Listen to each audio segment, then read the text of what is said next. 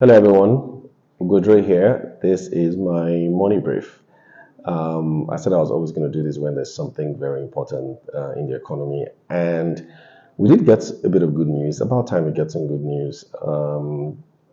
We learned that the exchange rate, or at least we've seen that the exchange rate has been strengthening on the crypto market, which is what we typically call P2P market. That is where FX is sold using cryptocurrency. So, as at yesterday morning, crypto prices was around 1,250. Sorry, the exchange rate was around 1,250 naira to the dollar. And by today or by yesterday evening, we started seeing, you know, the dollar essentially crashing against the Naira. And it was dropping pretty fast. And, as at the time, I was making this recording, it was just slightly over 1,000 Naira to the dollar. So that's a huge gain in one day.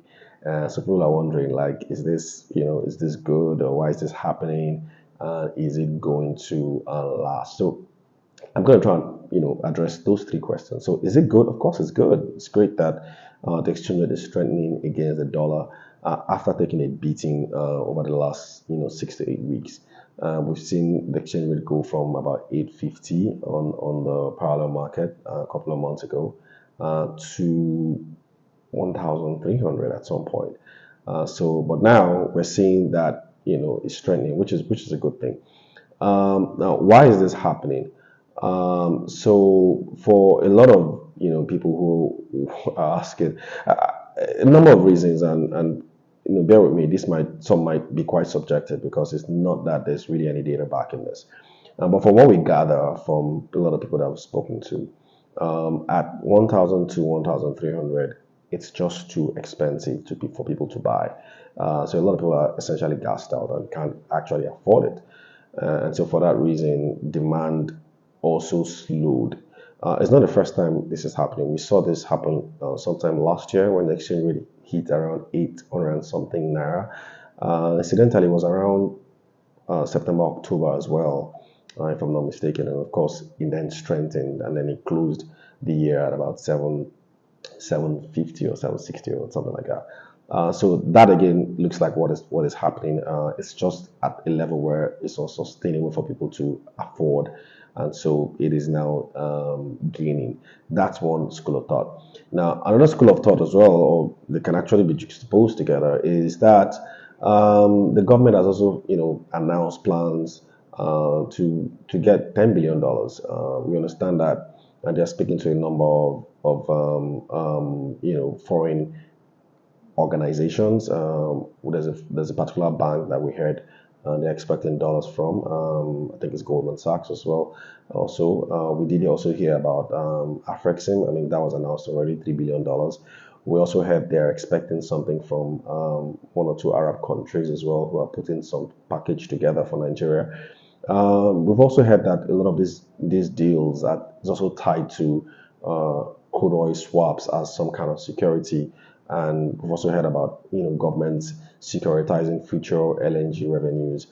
So that inflow, if it does come, would impact strongly on the market. I mean, I think in 2017 or 18, when the exchange rate was crashing as well and it started rising, all that came in that year was maybe, I don't think it was more than $15 billion, and that was significant enough to strengthen Naira. So as much as $10 billion might not be enough, considering where we're coming from, it is a significant impact and should at least stabilize things, at least in the short run.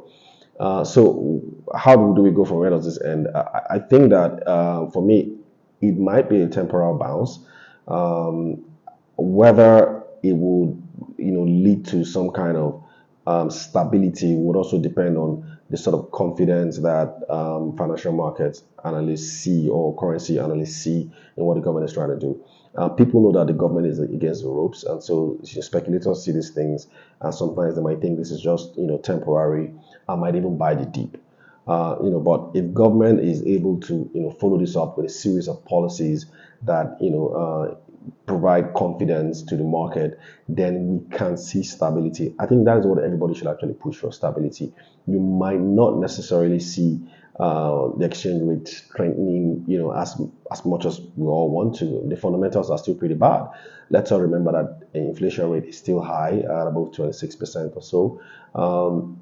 We are in a fiscal mess, so government is still likely to borrow. I think from your MTEF, they plan to borrow 30 trillion over the next 3 or 4 years. So that is going to add to our debt. Our debt levels might be over 100 trillion. It's currently 87 trillion.